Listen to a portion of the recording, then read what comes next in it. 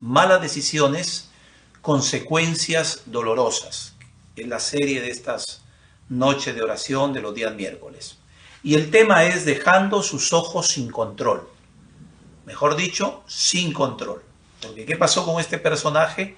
Perdió el control de muchas cosas. Veamos el texto bíblico. ¿Qué dice? Segunda de Samuel 11 del 2 al 4. Y sucedió un día, 11:2. Y sucedió un día, al caer la tarde, que se levantó David de su lecho y se paseaba sobre el terrado de la casa real, y vio desde el terrado a una mujer que se estaba bañando, la cual, dice, era muy hermosa. Envió David a preguntar por aquella mujer, y le dijeron: aquella es Betsabé, hija de quién, de Eliam, mujer de Urías heteo. Y envió David mensajeros y la tomó, y vino a él, y él durmió con ella. Luego ella se purificó de su inmundicia y se volvió a su casa. Hasta allí el texto bíblico del día de hoy. Esto me lleva a comenzar el tema con un interrogante. ¿Por qué perdemos el control? Yo creo que es muy importante resaltar los motivos por qué en algunas oportunidades perdemos el control de muchas cosas en nuestra vida.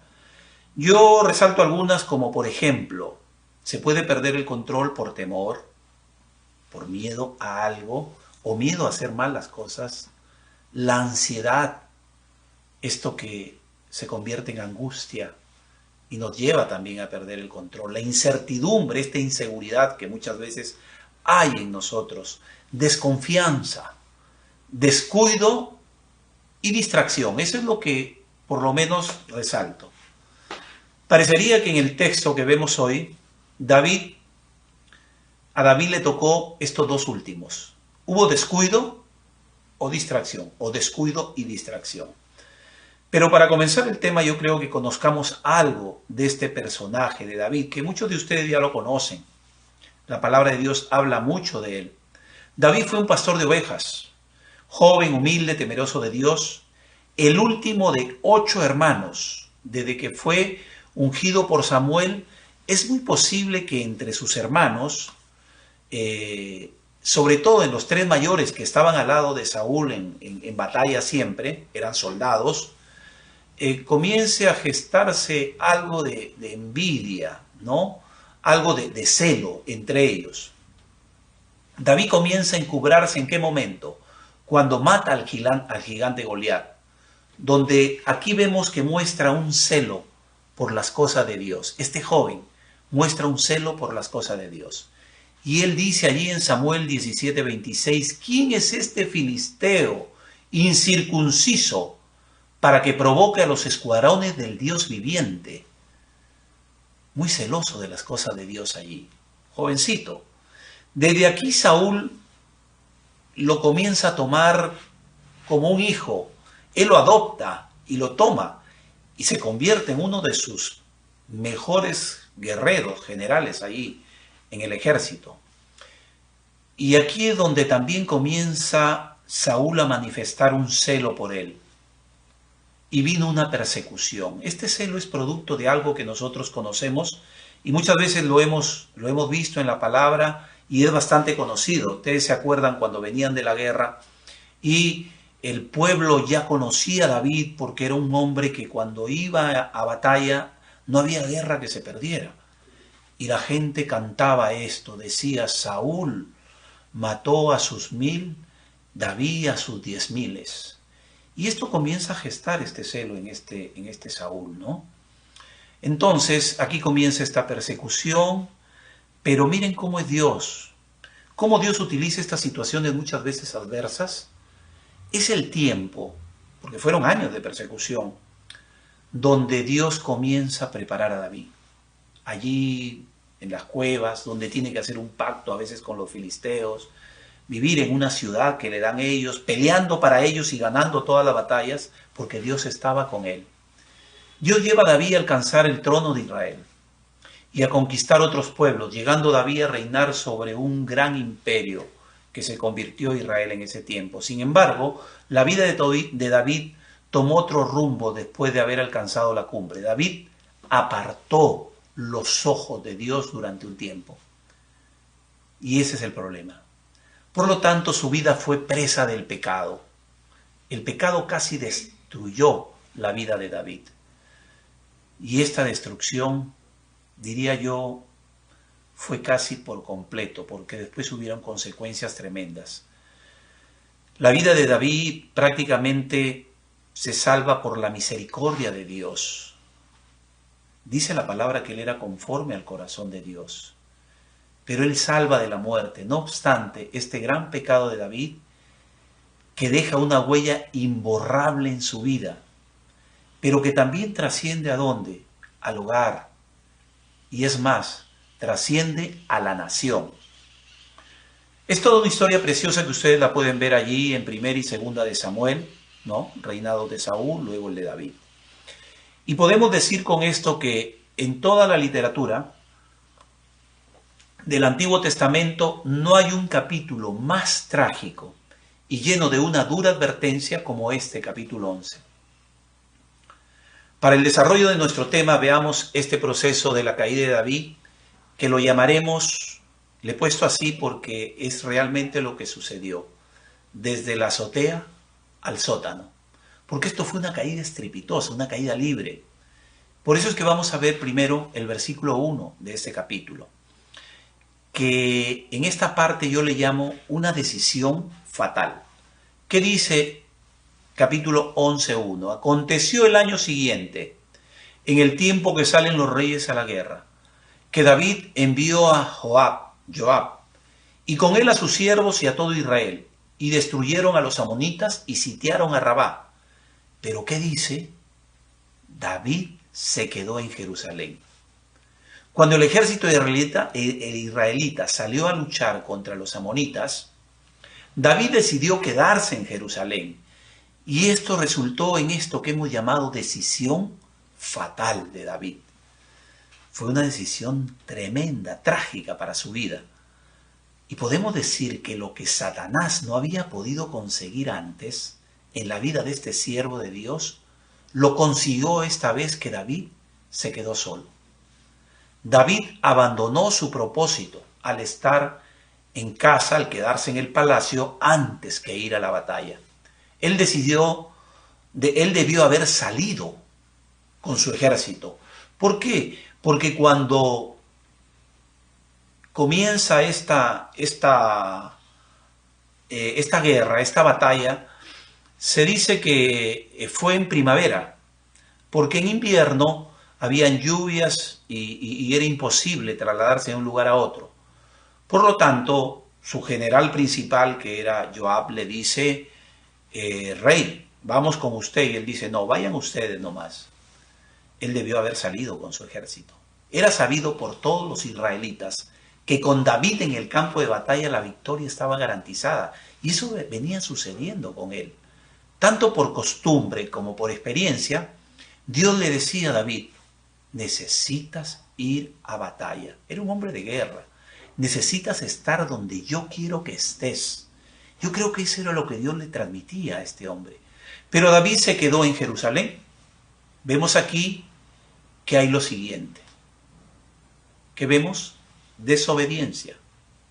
Falta de comunión. O sea, él no consultó a Dios. No consultó a Dios para decir, Señor, en esta oportunidad me quedo atendiendo muchas cosas del reino. No, no lo hizo. Dice la palabra en Gálatas 5:16, andad en el Espíritu y no satisfagáis los deseos de la carne. Si David hubiera tenido su atención donde Dios lo quería, nunca la hubiera puesto donde Dios no la quería. Dice un comentario, y vale la pena resaltarlo, dice así, mientras que Joab estaba ocupado acechando Rabá, allí donde están los amonitas, Satanás lo está con David y pronto prevaleció Satanás.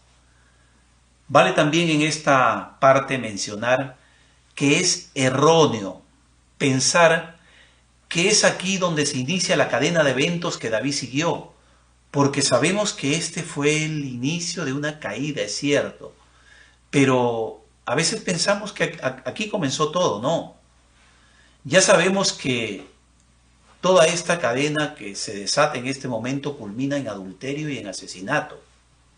Pero mucho antes ya, David muestra su indiferencia hacia el plan de Dios para el matrimonio. Muchos años antes, cuando tomó a más de una esposa, y ahí lo podemos ver en 1 Samuel 25, 42 y 43, y en 2 Samuel 3, de 2 al 5.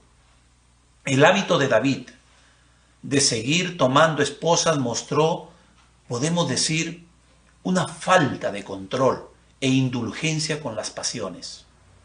Esta semilla corrupta, sembrada ya mucho tiempo atrás, creció sin supervisión por tiempo suficiente y dará como resultado, por tanto, un amargo fruto. Eso es. ¿Qué dice la palabra? Que lo que se siembra, se cosecha. Este asunto con Betsabé podemos decir, por lo tanto, que es el clímax de algo que había estado sucediendo en la vida de David por 20 años. Es entonces que después de este evento viene esta segunda parte a la que yo le he llamado una mirada fatal. En el capítulo 11, versículo 2 dice lo siguiente: y sucedió un día, al caer la tarde, que se levantó David de su lecho y se paseaba sobre el terrado de la casa real. Y dice esto: y vio desde el terrado a una mujer que se estaba bañando, la cual era muy, muy hermosa. Este texto lo podemos ver un poco más ampliamente cuando veamos primero esto. Antes de la mirada de David, es importante resaltar que dice, se paseaba por el terrado. Y el verbo hebreo para esta palabra, pasear, sugiere que David caminaba de un lado a otro del terrado. No podía dormir, es cierto, y estaba intranquilo. Y esta intranquilidad se podía deber a que no estaba donde Dios quería que esté. ¿Le ha pasado esto alguna vez? ¿Nos ha pasado? Que tenemos intranquilidad nosotros, los hijos de Dios, cuando no estamos dentro de su plan, cuando nos salimos de su plan perfecto, cuando la conciencia nos comienza a acusar. Sucede esto, estamos intranquilos. Y parece ser que David pasaba por esta situación. Mis hermanos, otro punto que también quiero resaltar en esta parte, pero quiero hacerles ver esto.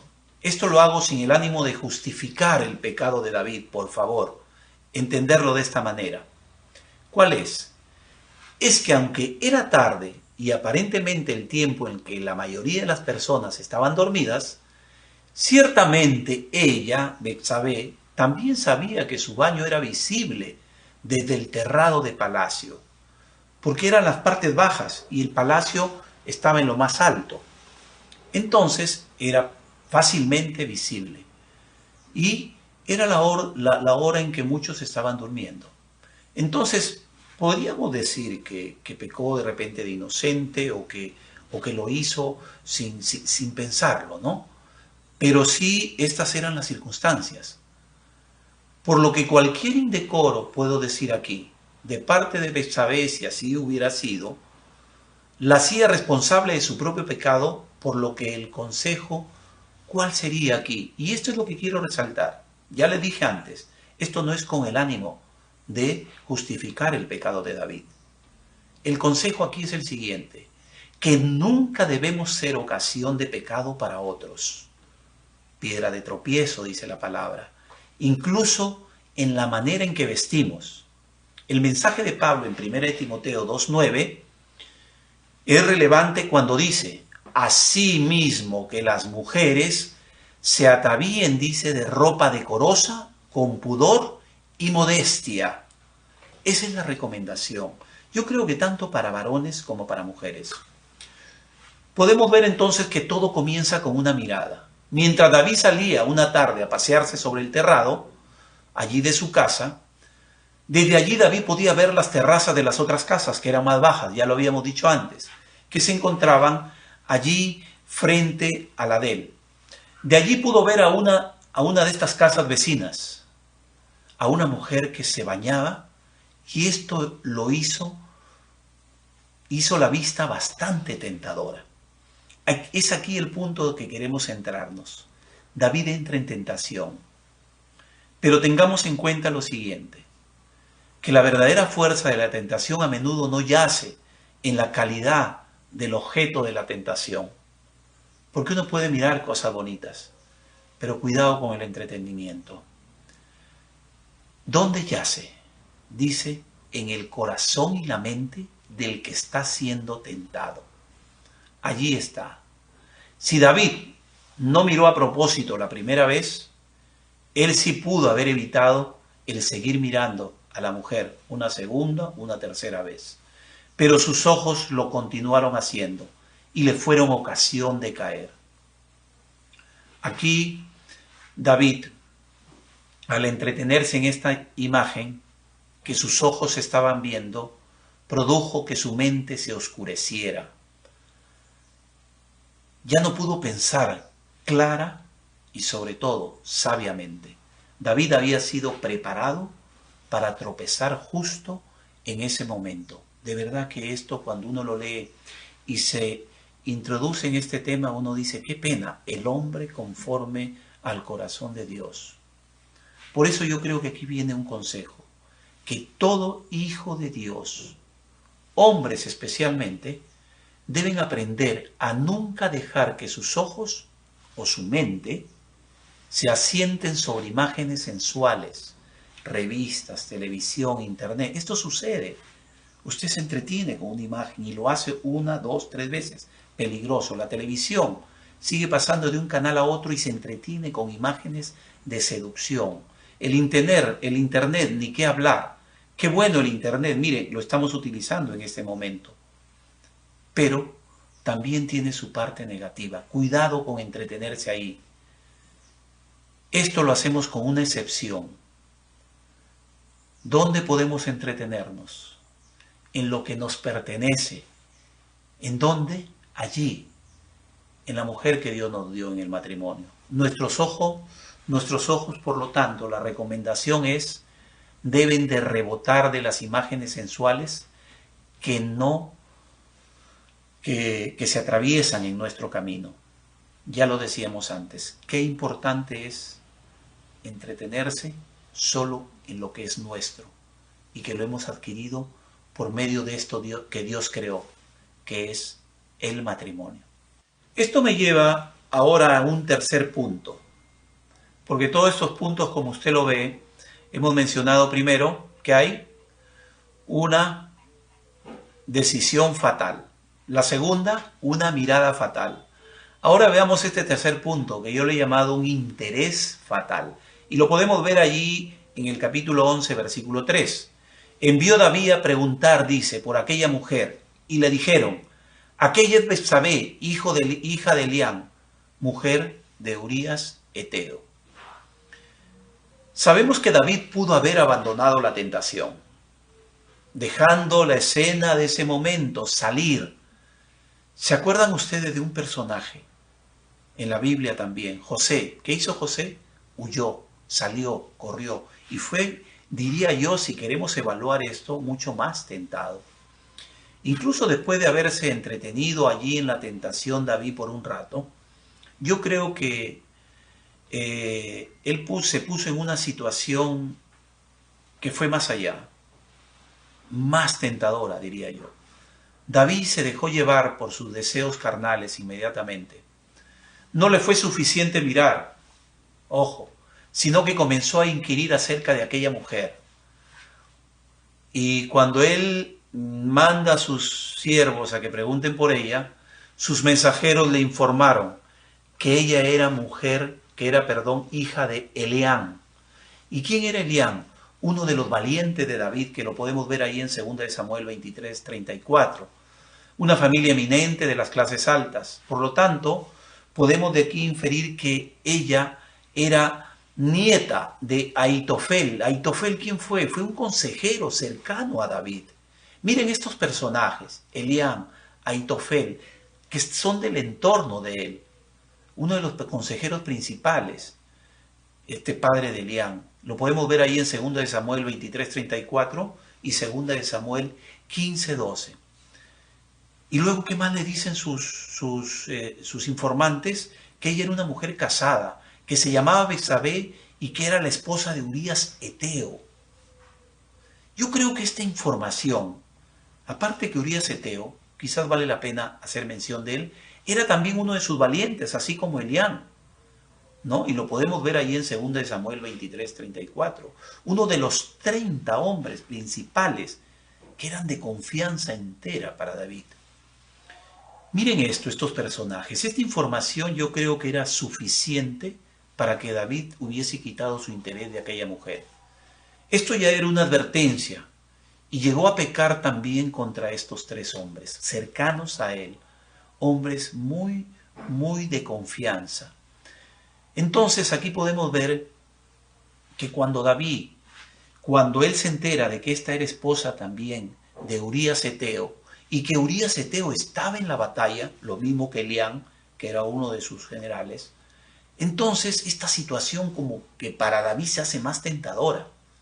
Y es aquí donde David comienza en su pensamiento a decir, ahora me salgo con la mía. Miren hasta dónde puede llegar una tentación, una mirada, 2 miradas, ir más allá y querer pasar luego a algo que le voy a llamar en este último punto, una acción fatal. Allí en el versículo 4, capítulo 11, versículo 4, dice, y envió David mensajeros, ¿y qué dice? La tomó. Y vino a él, y él durmió con ella. Luego ella se purificó de su inmundicia y se volvió a su casa. David ya estaba, mis hermanos, determinado a conseguir a Betsabé. La envió a traer, dice, y la tomó. Ella vino a él, y él durmió con ella. David, quien había ascendido a lo más alto con la ayuda de Dios, ahora descendía a profundidades de verdad que dan pena, producto del pecado y el adulterio. Y descendería aún más. Si usted comienza a seguir leyendo la historia más adelante, de verdad vemos qué es lo que pasa con David, las consecuencias, que con qué rapidez el pecado se puede apoderar de él en la vida de este hombre. ¿Todo por qué? Porque apartó los ojos de la ley de Dios. ¡Qué peligro cuando nos exponemos y quitamos nuestra mirada de aquel que es nuestro único Salvador y que lo hemos reconocido muchas veces! Pero tengamos en cuenta esto, la palabra lo advierte, somos todavía carne, somos espíritu. La recomendación es, alimenta más lo espiritual que lo carnal. Pero miren hasta dónde puede llegar una acción como estas cuando se da pie a la carne. Y qué pena, porque podemos ver que en esto el hombre conforme al corazón de Dios fue contra su propio corazón, siguiendo a un impulso lujurioso. David ignoró toda advertencia y forma de escape que Dios había puesto en él. Ya lo vimos antes. Era advertido, mientras él indagaba, era advertido siempre, pero no decía, yo consigo lo que quiero. Estaba en esto que le podemos decir caída libre, o que le llamamos de la azotea al sótano. Vamos concluyendo.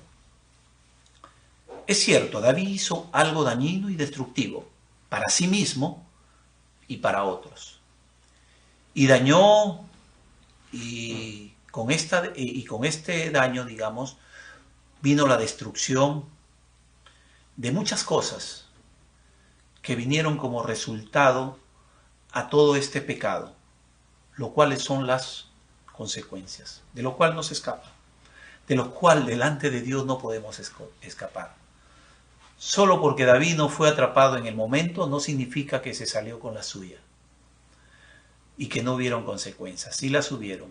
Hubo una cadena de intrigas, asesinatos, luchas internas, incluyendo una guerra civil, un hijo contra el padre, Absalón contra David. Y allí podemos ver, y recordaba en lo que había estudiado en esta parte, más adelante, que Absalón es acompañado ¿por quién? Miren, por Ahitofel. ¿Quién fue? Abuelo de Betsabé. Un hombre que conoció todo este desenlace, pero que después lo vemos aconsejando al rebelde Absalón. ¿Qué había con eso? Otra consecuencia, quizás podría llamarse venganza. Podría ser eso. Este mismo tipo de ruina, mis amados, resulta del adulterio hoy en día. Y esto nos lleva a lo siguiente. Pensamos en muchos niños que van a la cama sin papá. Cada día, ¿producto de qué? De guerras muchas veces, enfermedades, atentados, delincuencia y cuánta cosa más. Pero tengamos en cuenta esto. Van muchos niños a la cama por las noches sin un papá en casa. ¿Por causa de qué? Del adulterio. Niños solos, criados por una mamá muchas veces, mamá soltera. Para ir terminando, podemos ver esto. David miró a Betsabé y dijo, belleza. Pero Dios, ¿qué vio? Dios vio algo feo, por todo lo que venía. Por eso es importante tener en cuenta esto, que los placeres del pecado nos engañan, así como la carnada se esconde en el gancho, en el anzuelo, cuando uno pesca, nos engañan. Debemos llamarlo como Dios lo llama, pecado. Queremos llamarlo aventura, pero Dios lo llama adulterio. Queremos llamarlo amor, pero Dios lo llama lujuria. Queremos llamarlo sexy, pero Dios lo llama pecado. Queremos llamarlo romántico, pero Dios lo llama ruina. Queremos llamarlo destino, pero Dios lo llama destrucción. Yo quiero terminar con esto que dice 1 Samuel 15, 22 y 23, que Dios prefiere, dice, obediencia antes que cualquier ofrenda o sacrificio. Obedecer es mejor que sacrificar. La rebelión es casi como el pecado de la hechicería y la obstinación es casi como la idolatría. Tengamos en cuenta esto. Se dice muchas veces que los ojos son las ventanas del alma, las ventanas del corazón. Pero Jesús allí en el capítulo 6 de Mateo, creo que es ese, de un versículo que lo tenía en mente, no lo he puesto acá, pero habla que cuando los ojos son buenos, lo bueno que puede darse, lo bueno que puede verse en la persona. Pero cuando los ojos son malos, ¿a dónde nos llevan? Nos llevan a la ruina. Mis hermanos, aquí nuestro tema, y esperemos que todos estos consejos, producto de algo que en la historia de la Biblia, que Dios no esconde nada, lo bueno, lo malo, está allí para tomarlo y advertirnos de muchas cosas. Espero que esto haya hablado a nuestro corazón. Dios lo bendiga, mis amados. Buenas noches.